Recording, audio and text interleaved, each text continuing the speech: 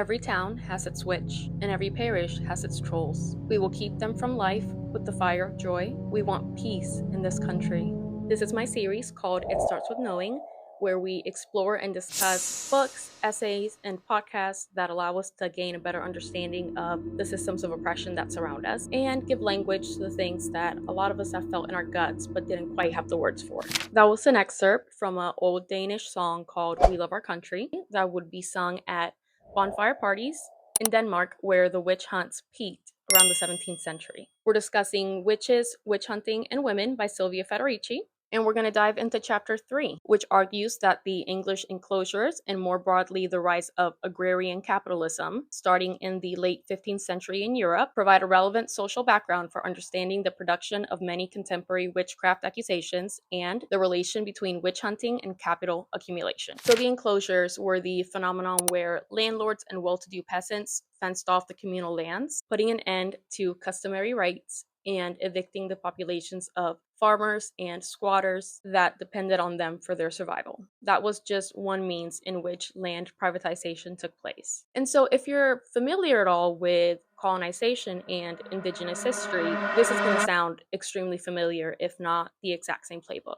And so we look at how the commercialization of land affected men and women differently, answering the question of what evidence do we have that land enclosure played a role in the production of witch hunts. Sylvia says that in England, witch hunts were predominantly a rural phenomenon, and as a tendency, they affected regions in which land had been or was being enclosed. Now, I find it interesting that this guy later retracted his claim, but in his Witchcraft and Tudor and Stuart England, Alan McFarlane had shown that the map of the witch trials and that of the enclosures coincided, the main area for the persecution being the country of Essex. The witch trials did not begin in England until the 16th century, peaking in the 17th, and they occurred in societies where economic and social relations were being reshaped by the growing importance of the market, and where impoverishment and rising inequalities were rampant. A lot of us know that the most affected by this were older women, and there's a combination of factors that go into this, one of them being rising prices and the loss of customary rights, which left them with nothing to live on, especially if they were widows. In Religion and the Decline of Magic, Keith Thomas wrote, "The old manorial system had done much to cater for widows and elderly people by a built-in system of poor relief. The widow enjoyed the right of free bench, that is, of succession to a portion of her late husband's holding, ranging from a quarter to the whole, according to local manorial custom. There were also various local customary privileges of the poor, varying from the right of 3 days of gleaning before the stubble was given over to pasture." I'm not entirely sure what that means, to be completely honest with you,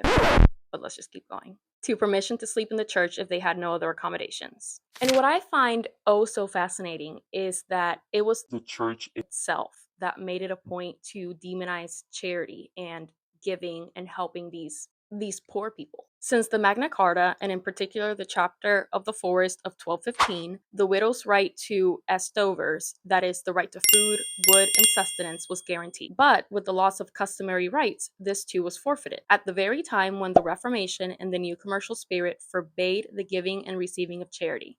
Begging allowed in England only upon concession of a license by the justices of peace. Now, where else have you heard needing a permit or a license to beg? Not surprisingly, many of the so-called witches were poor women. So we begin to see the demonization of poor people by the church, and also how the cooperative social nature of people and communal bonds are being broken down. In Caliban and the Witch, which is her 2004 book that she revisits a lot of the themes from in this book, Sylvia noted that the poverty of the witches was heavily noted in accusations, as it was said that the devil came to them in times of need and promised them that from that point onward, they should never want. And this is what we see pop up in the more contemporary images of witches that we get, where it's an older woman going around house to house begging for scraps and then cursing people under her breath whenever they turn her away. Sylvia says, to the economic factors that are in the background of witchcraft accusation, we must add the increasingly misogynist institutional policy that confined women to a subordinate social position with respect to men, and severely punished any assertion of independence on their part and any sexual transgression as a subversion of the social order. And one thing I'm going to do at the appropriate moment is pull a mailer magazine I saw the other day from some sort of suspicious international church group that has some really troubling articles and propaganda in regards to purity, marriage, and morality. The witch was a woman of ill repute who in her youth had engaged in lewd, promiscuous behavior. She often had children out of wedlock, and her demeanor contradicted the model of femininity that through the law, the pulpit, and the reorganization of the family was imposed on the female population of Europe during this period. But at times, she was a healer and practitioner of various forms of magic that made her popular in the community. But this increasingly signaled her as a danger to the local and national power structure in its warfare against every form of popular power.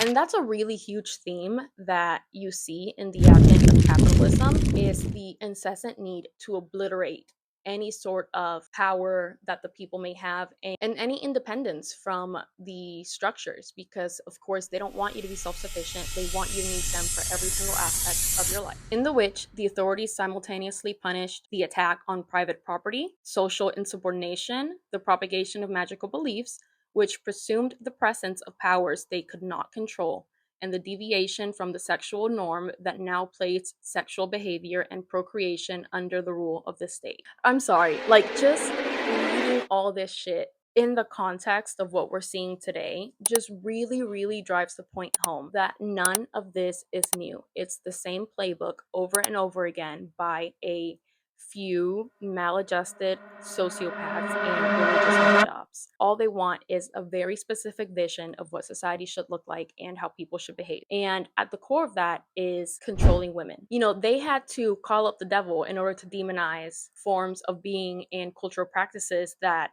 not that long ago were considered totally normal and acceptable. The death of the witch served as a lesson of what to expect should they follow her path. And indeed, many women learned the lesson, and as the witch hunt progressed, also contributed to the accusation. Yet, they rarely denounced the women suspected of witchcraft directly, playing instead a passive role, being pressured to testify by men who overwhelmingly were the ones to initiate the charges. Silvia says, "It is perhaps through this confrontation, opposing women to women, that we discover the secret of the persecution of the witches and its peculiar relationship to the destruction of the commons."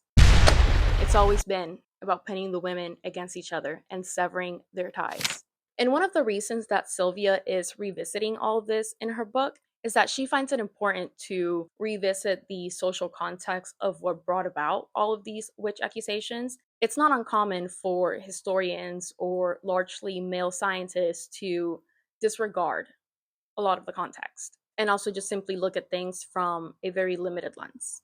It is fashionable among historians today to assume that those who were killed were not innocent victims of a monstrous institutional persecution that was similar to the extermination of the heretics or the Nazi persecution against the Jews in modern times. We're also told that some women took pride in their reputation as witches to extort favors and resources from their neighbors. It's suggested that some of the charges brought up against them, like spoiling ale, bewitching cows, or causing the sudden death of children, were not wholly unsubstantiated.